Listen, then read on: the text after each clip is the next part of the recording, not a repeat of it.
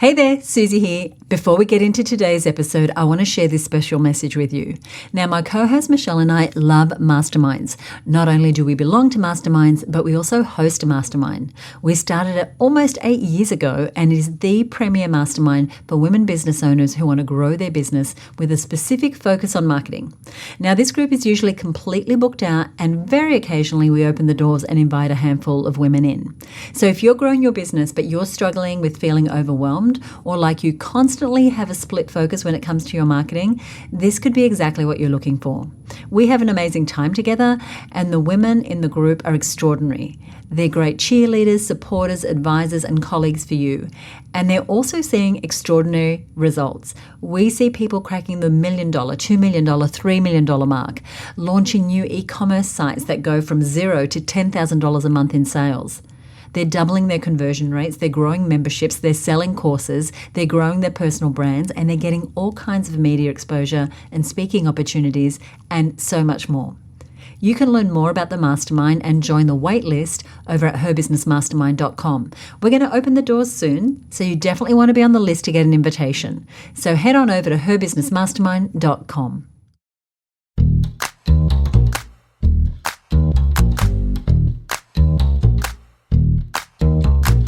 Hi, you're listening to the Content Sells Podcast, the show all about how to create content to attract, convert, and keep your ideal clients.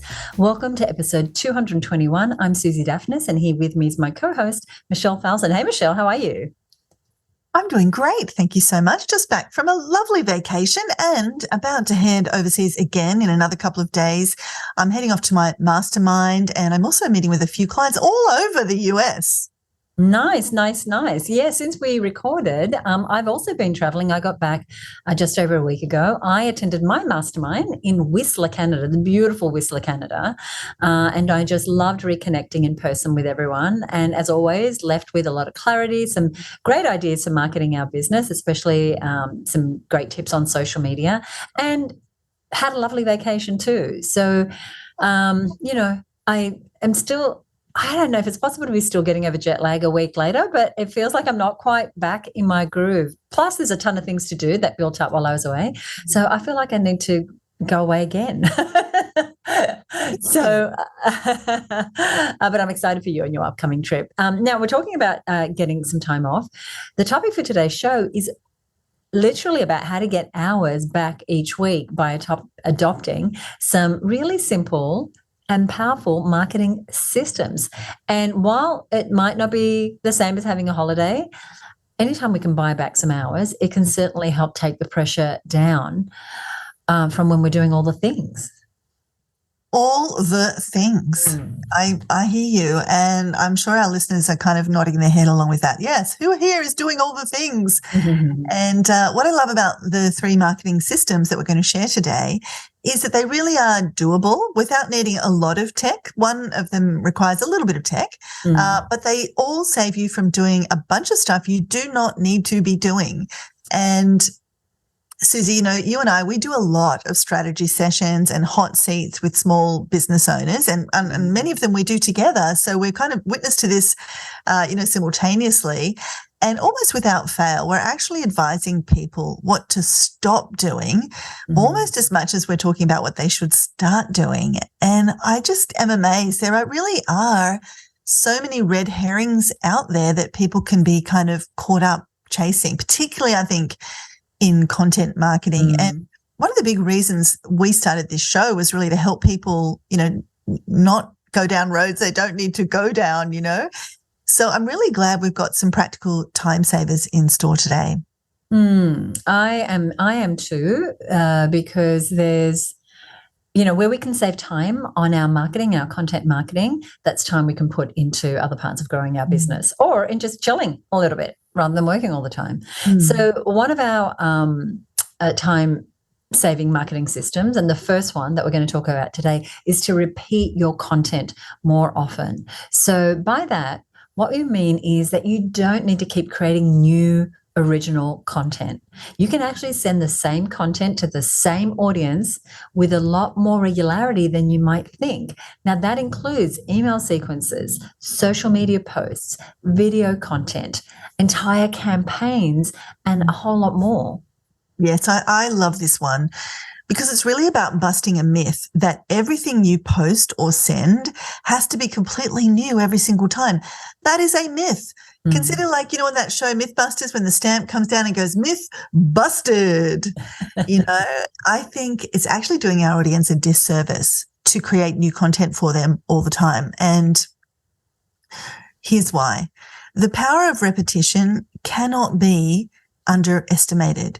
Like, if you've ever struggled to remember a parent's name at school pickup time, I remember when I used to have to do school pickup, I'd see someone coming and I think, oh, I should know her name, and I don't know her name. Or maybe you're trying to remember an old TV show. You will know that repetition is the key to retention. If I saw that parent every morning, then their name would be second nature to me. But seeing them only once in a while, it can kind of get that awkward feeling because I haven't remembered their name yet again. Like, maybe I should know their name because I sort of see them randomly. But because it's not that repetition, because I'm not hearing it all the time, because it's not part of my daily life, it's not going into the membrane, into the brain. And it's the same with marketing. Frequency of messaging is the best way to ensure people receive your messaging. Just because you've sent an email, it doesn't mean somebody has received that message. And, we've probably all heard the often quoted stat that a person needs to hear a message 7 times. 7 times before they retain it, before they take action on it, before it really kind of becomes something that they kind of really feel that they understand. And think about that parent at the school gate. If I saw them 7 days in a row and each day I said their name, then I've really started to embed their name into my mind. Now, this is known as the rule of 7. And Suzi, what I did not know is that this maxim, this rule of 7, was actually developed by the movie industry in the 1930s. And that's when studio bosses discovered, because, they were really pioneering marketing, those people that launched those new movies, they discovered a certain amount of advertising and promotion was required to compel someone to see one of their movies. And they realized the magic number was 7. Was 7. So good. I didn't know that little bit of trivia. So this idea of sending our marketing out more than once, it not only means that you don't need to send different messages about the same topic. You can send the same message about the same topic or offer. And we do this all the time. So, for example, every year when we open our marketing success, our marketing mastermind, what is it called? The marketing It's called the mastermind. Experience. It's called the Marketing Mastermind Experience, which is a 30-day program that Michelle and I run. If you're a regular listener, we held this earlier in the year. It's designed for business owners to have a breakthrough in their marketing in 30 days. It's also a way for them to road test whether they like the mastermind format. So the 30 days is designed just like our mastermind. And so if they like that format, then they can join our 12-month Marketing Success Mastermind. Now, each year, and this is probably our 4th year, we've pretty much used our previous year's emails. So we might tweak them here or there, occasionally adding something new to the mix, like maybe a new customer story, but we're definitely not starting from scratch. We are reusing the same messaging each year. And phew for that. I can feel myself relaxing just thinking about how we're reusing that content. And this happens all the time. And in campaigns that are much closer together than, say, how often we might run the mastermind experience. In fact, I've got a client that has an email sequence. Get this, Suzi. He sends this email sequence to his list every month. It's the same sequence and it's the same list. And guess what? He gets amazing results from that email sequence every single time. Here's the incredible kicker. The flip side of the rule of 7 is this: people don't remember. People don't remember. Or if they do remember, they take longer to recognize the message. They take longer for that to feel like, oh yeah, I've seen this before. And even longer still, like more repetition of the message to take action. Now, of course, we're not talking about sending the same message every day forever. Like, that would be the extreme of what we're talking about. Well, maybe give it a try, see. But we see far too much extra work created. I think most people are on the other end of that extreme where they're creating something new all the time and being exhausted by it. So what we're seeing is this extra work created because people overestimate how much their audience is actually going to remember from last time. Right. And just because I know some of you are going, but doesn't the audience, get sick of it? He's obviously not sending the same message to people to take action on that message. You know what I mean? So if they've clicked the thing, they've bought the whatever, they're not going to continue to see that messaging. So just for those of you who might be wondering about that. Yes, but if they bought the thing, they come out of that list. They're not going to see that, right? And so I think because we are spending so much time up close with our messaging, we're so close to it, we can mistakenly think that our audience is as close to it when they're not. Not everyone, your stats, right? If you look at your stats, not everyone sees every email. They don't open every email. They definitely don't see every organic social post. And I know for me, I'm sure there's plenty of email lists that I'm subscribed to that are emailing me the same content.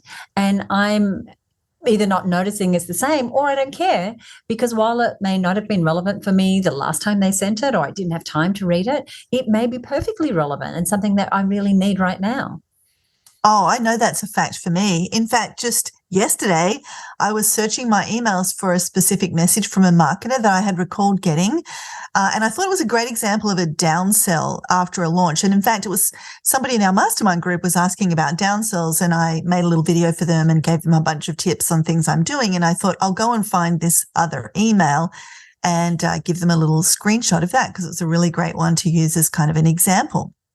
So, Suzi, I found that message. I went up to my inbox and I searched for the person's name, and I found the message. And in your inbox, how it sort of shows you, like when you search for someone's name, all the messages that they've sent you. Yes. And I was like, oh, there it is. There's the one. And then when I sort of stopped and looked at all the other messages in my inbox, I discovered she'd sent me that same message several times. I only remembered receiving it one time, right?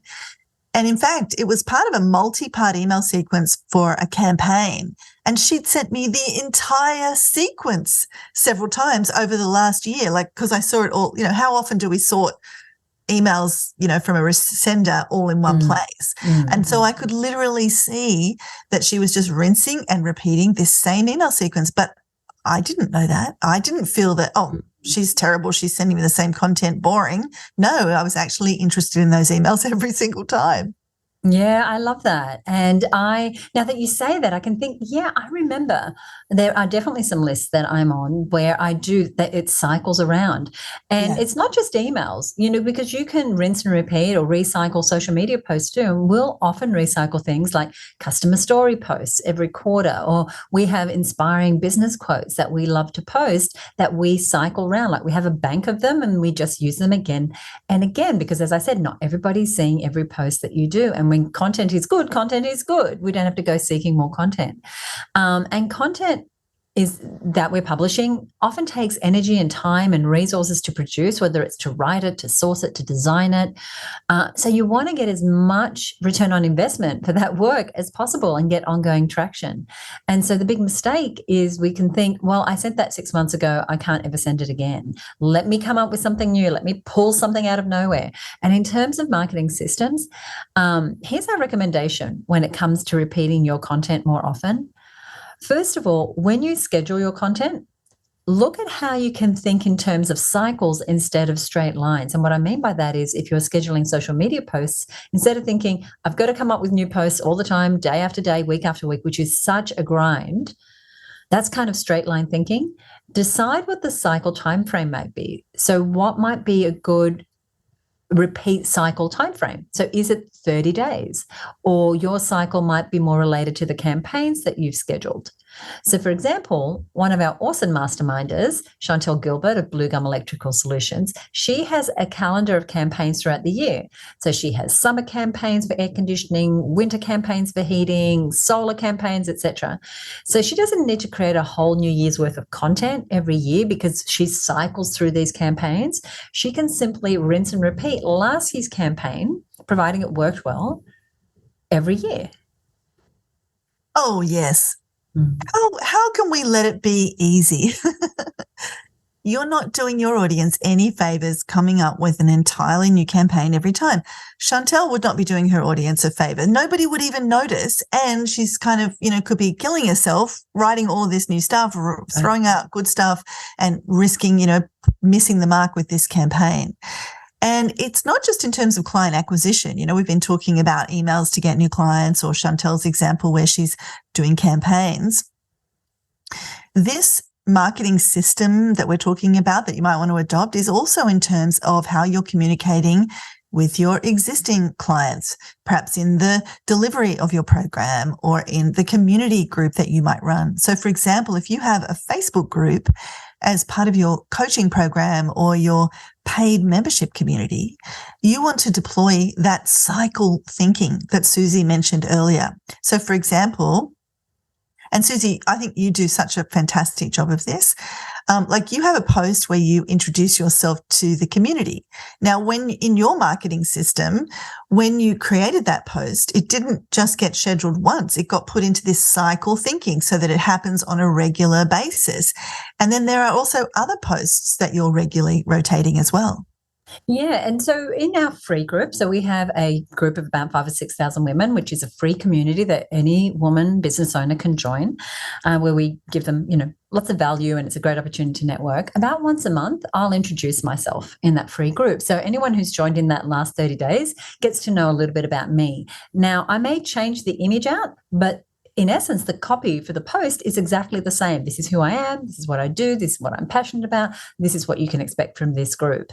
In our members group, every week we have 3 posts that we post every single week. Now, on a Monday, we'll do a check-in and members will share what they're focused on for that week. But later in the week, we'll ask them to share their offers and their news. And we do that every week. So these can be lined up, scheduled out months in advance. Because the thing is, it's a different people are seeing it each time, different people are responding each time, the conversations are different. But from our end, we're just doing the same thing over and over again. The other thing, Michelle, is that every month, as you know, we focus on a different area of business. We call these our growth zones. These are areas of business that will help you grow. And at the beginning of each month, we put out a call out to members who do work in that area, whose services other members might be able to use. So, for example, this month we're focused on systems growth zone. And so we call out at the beginning of the month or the middle of the month prior to say, hey, do you work in the systems area? Are you an online business manager? Do you help women systemize through technology or processes? Do you go into businesses and help them with operations manuals? Like, do you help people in this growth zone? And then members respond. This gives us a platform to then promote their services to other members. And so next month we'll be focused on a different zone, but it's exactly the same post. Do you help women or businesses in this area? And then a couple of weeks later, we'll say, hey, have you met Mary and Jan and Sangeeta? They help women in this area. So it's the same process, not the exactly same post, but it's the same content. We don't have to think how we're going to word it each month, what visuals we're going to use. And then we cycle those every year. Hopefully cycle thinking. I love it. Cycle thinking. So that's it. That's our recycle thinking. So that is our first marketing system of the 3 systems that can save you hours every week. And that is building repetition into your content scheduling. So you're not creating as much content or having to start from a blank piece of paper every time, but rather regularly repeating existing content or context structures. So this is a win-win for you, and it is for your audience as well. Absolutely. We are all about the win-win here at Content Sells. We all need more wins, I think. And I think we're ready to talk about our second time-saving marketing system. And, this is an oldie but a goldie, and that is email automation. Now, you may already be using an email marketing system that allows you to create an email sequence ahead of time, set the details around who gets that email and when, and then set and forget, and have that system literally automatically send those emails out at those set times. Now, if you do, keep listening because we've got some thoughts for you. If you don't yet have some email automation, this is definitely something to get on your radar. Oh my goodness, does this save you lots and lots of time? You can start with a really simple tool like MailChimp, which is even free for a very small list and a few emails if you're only doing a little bit of email marketing. And you can start with just 1 or 2 really simple email sequences that are automated. Great way to just cut your teeth on email automation. So, for example, you might create a welcome email sequence for everyone who joins your email list. That might be a great first start. And therefore, every time somebody clicks on your newsletter sign up or your more info on your website, or you get an email list in some other way, as soon as they join your list, your email system says, oh, here's a new person. I'm going to send them these 5 emails that Michelle has written that are going to go out to them over the next couple of weeks, welcoming them to the community and inviting them to do X, Y, and Z. You might send an email sequence to welcome new customers after they purchase. You've got an online store, somebody buys something on the store, then you can email them straight away with this automatic response. It's not relying on you getting up in the morning and looking at the spreadsheet and going, oh, I've got 5 new customers, let me go and email them. Now, if you do currently use email automation, our encouragement to you is to think about what could you do to add even more efficiency to your processes. Email automation is an incredibly powerful time-saving tool. So what additional sequences might you add that will save you time elsewhere? How can you streamline something that you're doing? You might invest a little bit more time into the way things are tagged, or a few little efficiencies that actually save you even more time in other parts of your business. I don't like to make global statements, but I am going to say that there is no business that could not use email automation at some level, whether it's, following up from new leads to your database, new visitors to your website, whatever that is. And we've grown our business over the past 20 plus years using email automation. And I can't imagine our business without it. Actually, I wouldn't have a business without it.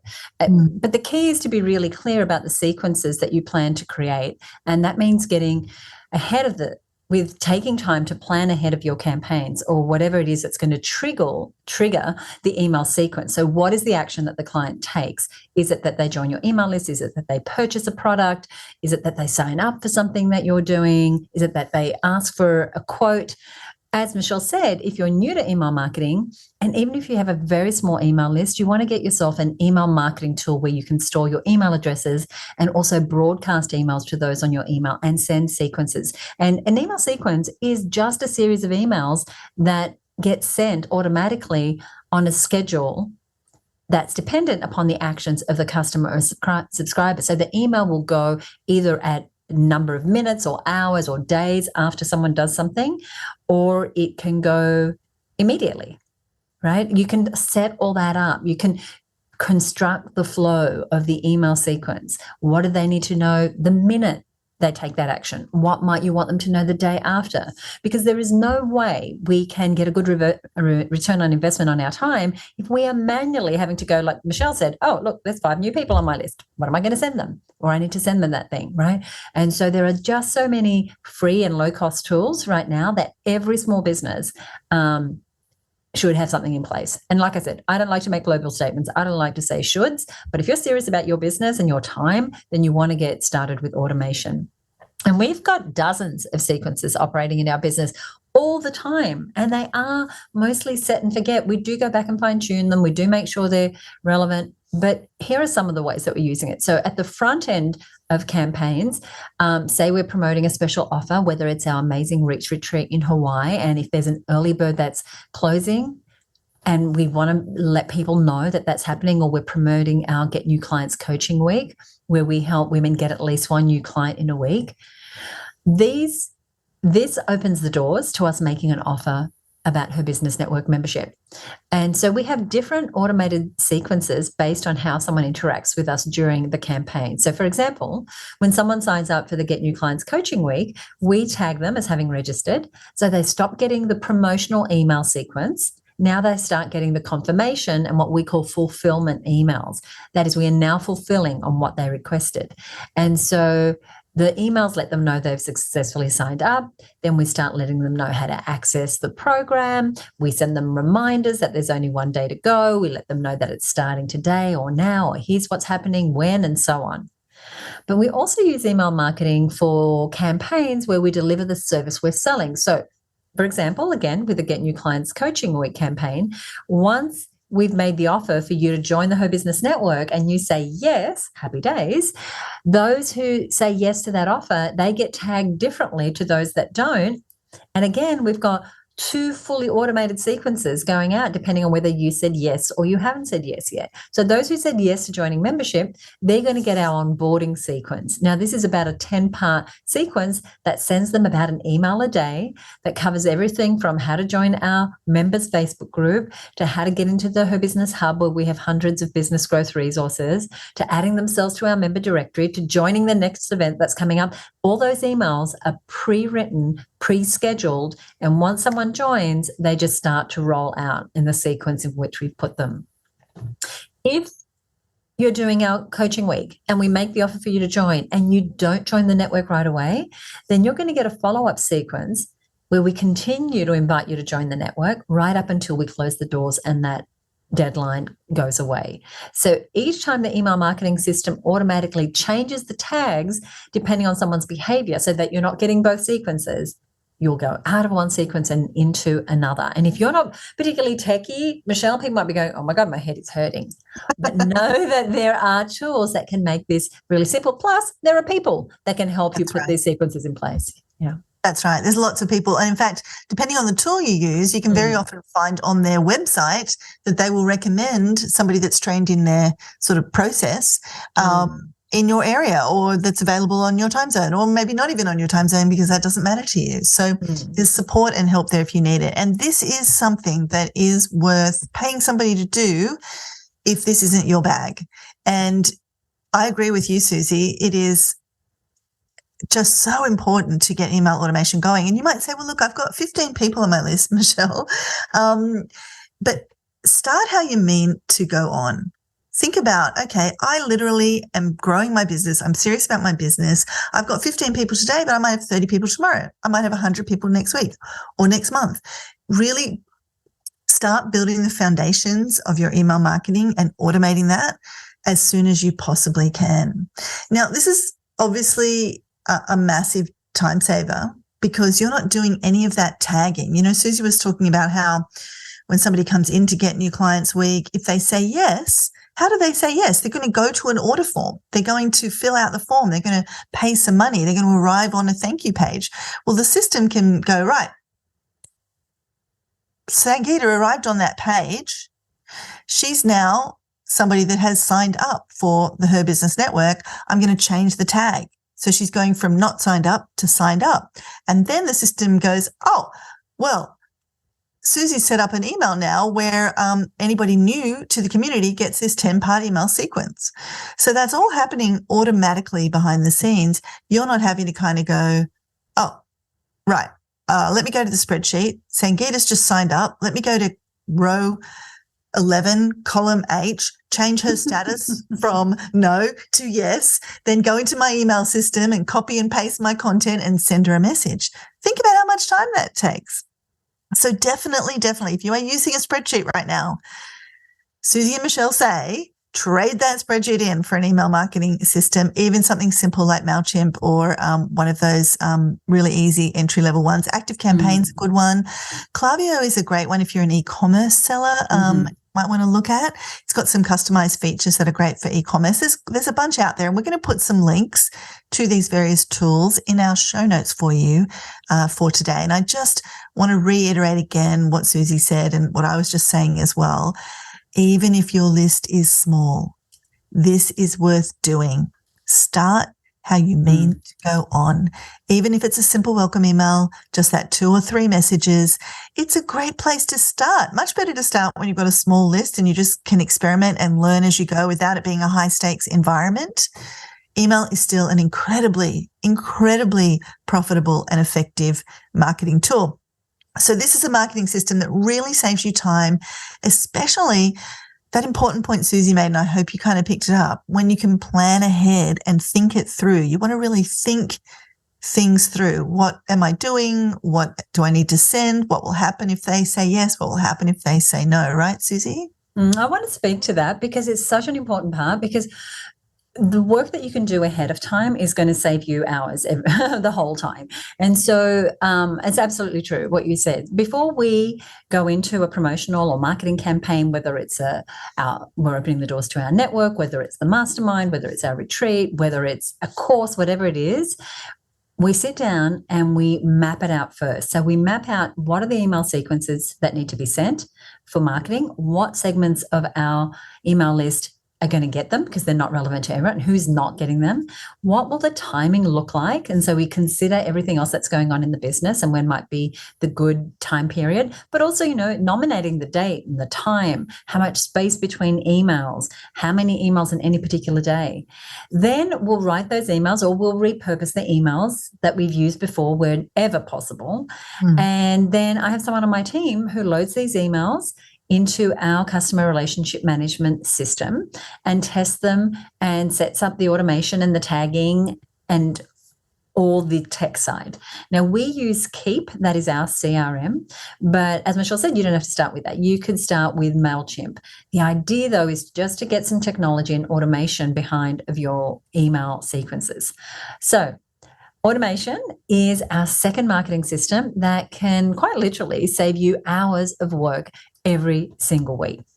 And that brings us, Michelle, to our third time-saving marketing system for you today, and it is creating an AI bank, an artificial intelligence bank. We're going to explain what that means. So, Michelle, this is something that we shared with our Marketing Success Mastermind group, and they are making some massive progress with their content marketing and their marketing overall, and it's saving them a ton of time.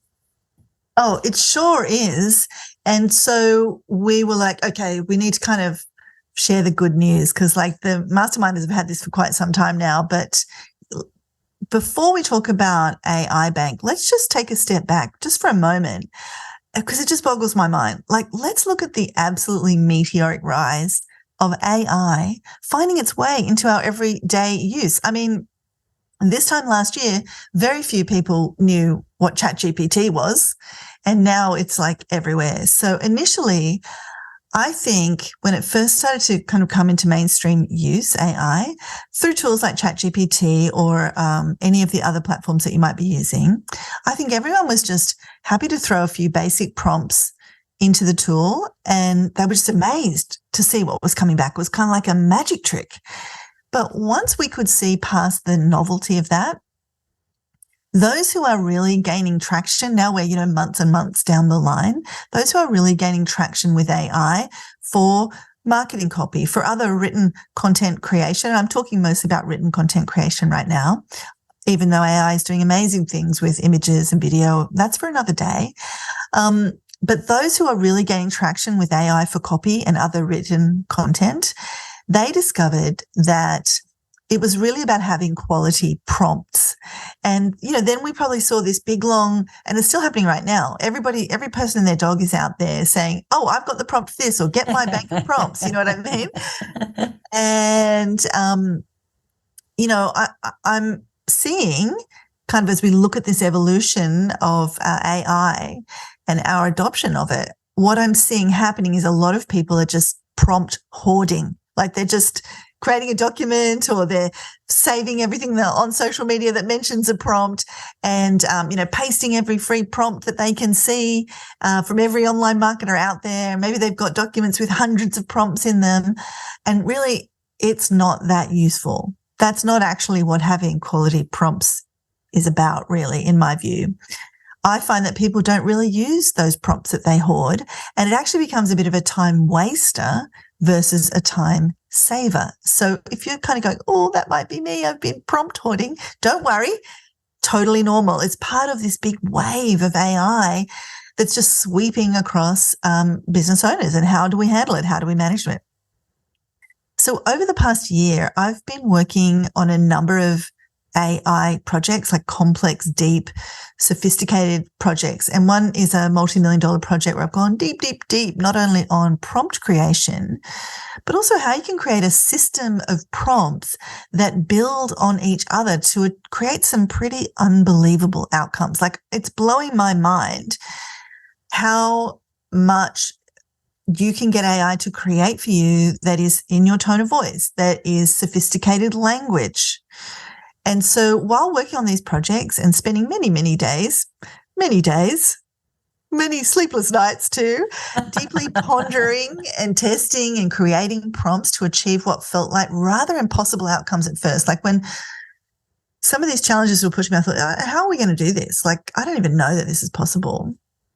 But here's what I discovered early on, that one of the most effective ways to write really effective prompts was to have a system, because we're talking about systems today, for not only capturing the prompt, so writing a great prompt and then keeping that prompt so you use it again next time, but also, here's the kicker, capturing the data that was outputted from those prompts and then reusing that data in subsequent prompts as the input. Now, I'll just say that again because that could sound a bit like word salad, right?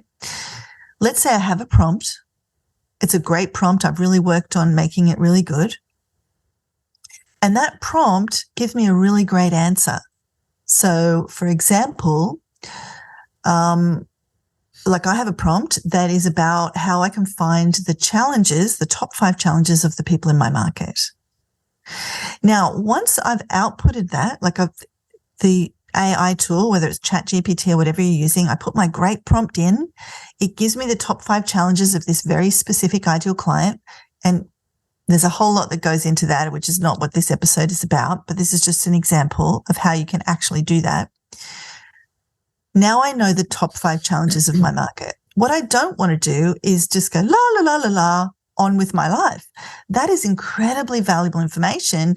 And I can take those top 5 challenges now, bank that, save that along with the great prompt, and I can now use those top 5 challenges in crafting my next prompt.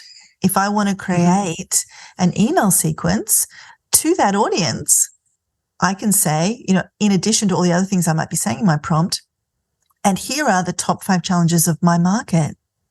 Please make sure you address these top 5 challenges, or please do one email in the sequence for each of these challenges, or whatever it is that you want to do. So I'm building on these foundations and getting stronger and stronger.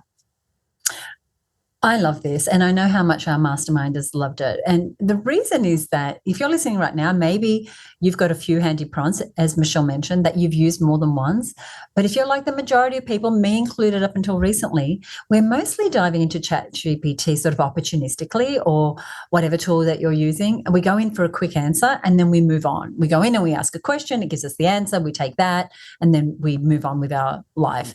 So it's not too strategic. I need a social post for my Facebook group, let me hop into ChatGPT and quickly knock that out, or I need 5 headlines or whatever. But what I love about what you're saying, Michelle, and what you've crafted, and we've seen the impact that it's had on the masterminders, is that if you can bank some of that content, that is, put it somewhere where it's readily available, and then use it in subsequent prompts, you get much better outcomes and you're not starting from scratch. So, for example, at our last 2-day meeting, we were sharing with our masterminders how to take samples of their previous emails or podcast transcriptions or webinar transcriptions or whatever they had that represented their language and their style, and putting that into ChatGPT with a specific prompt that analyzed the content and gave them a report on their tone of voice. That is their unique tone of voice. So the output, the information that ChatGPT gave us is something that you would add to your AI bank.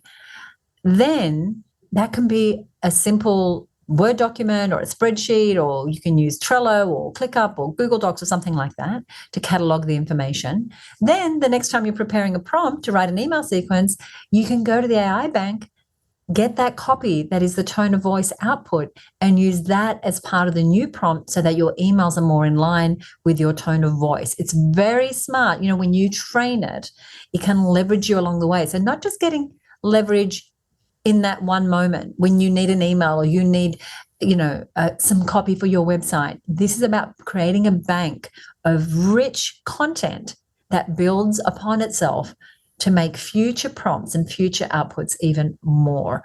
And so that's just one example. Yeah, great example. And I hope as you're listening, you're seeing really the main idea here, like Suzi's saying, like instead of going from this ad hoc use of AI, which is normal when we have a new tool, a new technology, a new way of doing things, right? Completely normal. But shifting from that ad hoc approach to a system. This is one of your key marketing systems. So the main idea here is to keep and catalog not only the prompts themselves, but important outputs from your prompts that you can use to improve future prompts. And our masterminders, like you said, Suzi, they've been doing this throughout the year since we introduced them to this concept earlier in the year. And we're really starting to see them gaining some massive traction, like across the board. This is an idea that's picked up and run with like wildfire. And in fact, just yesterday, one of our masterminders shared an entire email sequence that they'd written using prompts that we shared for them in their in the teaching on the AI Bank.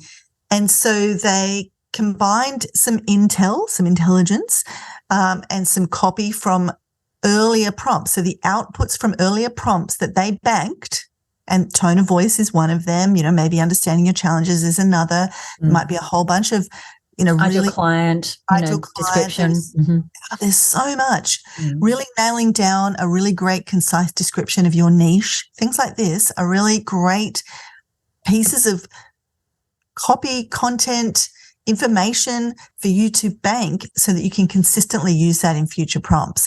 And so this particular person was able to take what they'd put into their AI bank already and create this incredible email sequence that was in their tone of voice, that was relevant, that, I often think, sometimes you can really tell when somebody's generated something with ChatGPT. So this is a really powerful way to really distinguish yourself, to differentiate yourself from those people who are using ChatGPT in that vanilla way, in that ad hoc way. And it can be pretty really the output.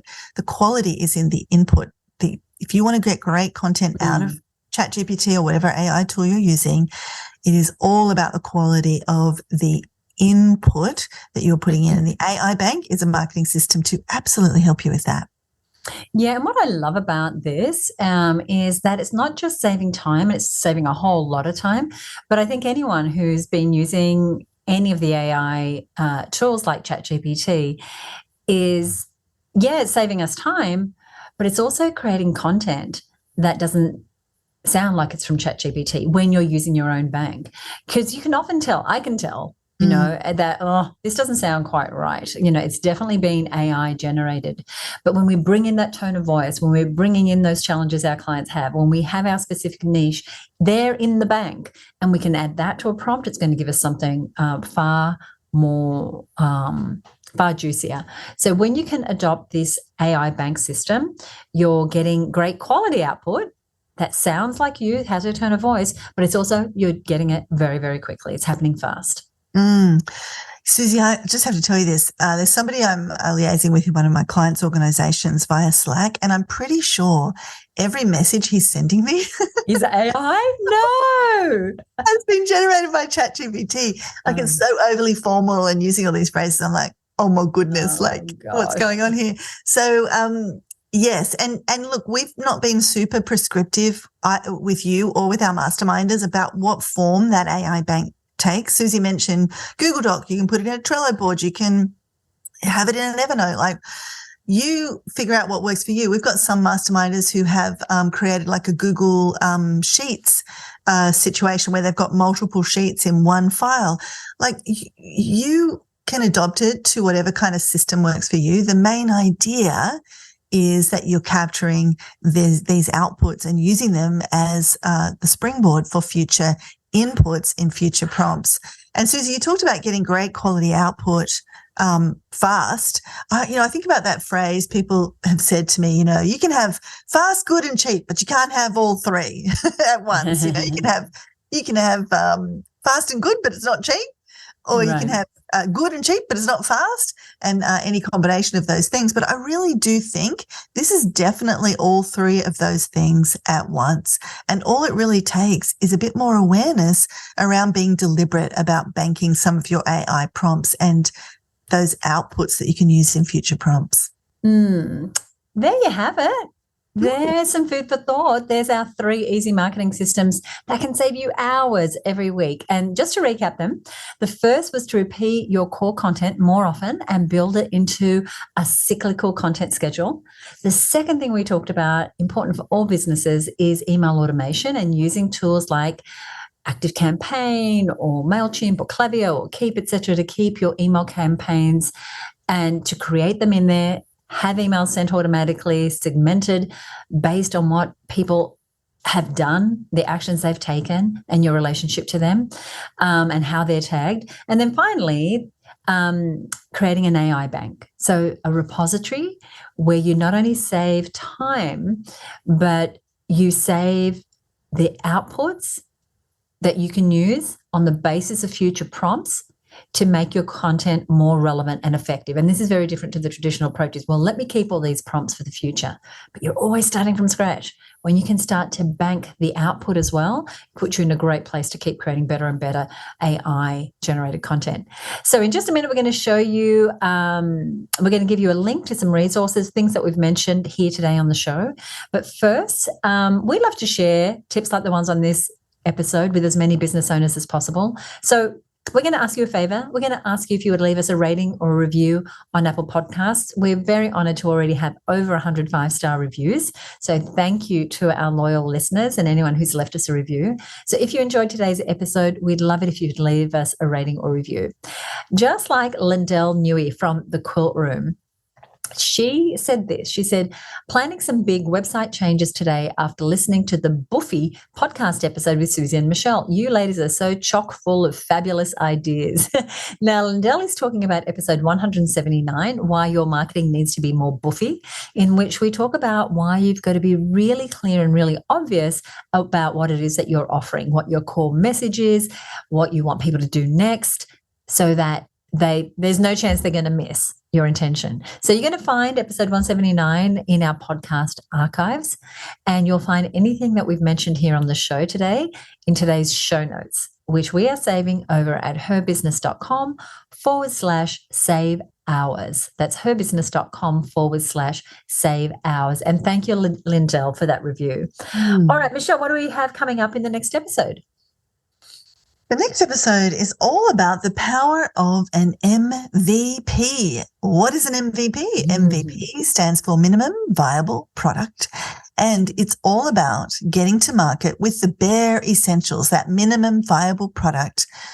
So the bare essentials of your product or your program, and testing the idea is actually what the market wants before you overinvest and create the entire fully fledged product and then you launch it. So if anybody's listening and you've got like a garage full of books that didn't sell, or I have a friend who's a garage full of board games, or a course that maybe misses the mark, it can be very heartbreaking. You've put so much time, money, and effort into creating your product, and it falls flat, or it misses the mark, or it's too complicated, or you're solving a problem nobody actually wants to pay money to solve.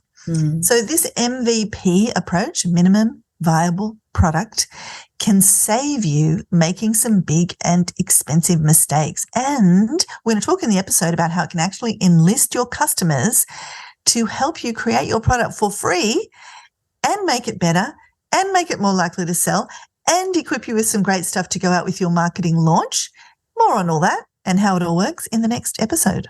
That is coming up just a couple of weeks from now. So go ahead and subscribe to the show. If you don't already subscribe, wherever you're listening, there will be a subscribe button. Hit that button as soon as that episode is out on MVP, which is going to be a great episode. It will land on whatever device you are listening on. Michelle, anything you want to say before we go today?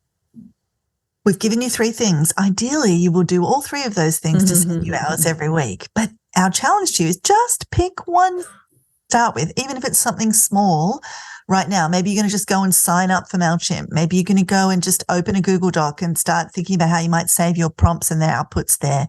Just whatever it is, pick one thing and see if you can get it into action today. Thank you so much for listening. We love putting this show together for you. We'll see you next time right here on the Content Sells Podcast. Bye for now.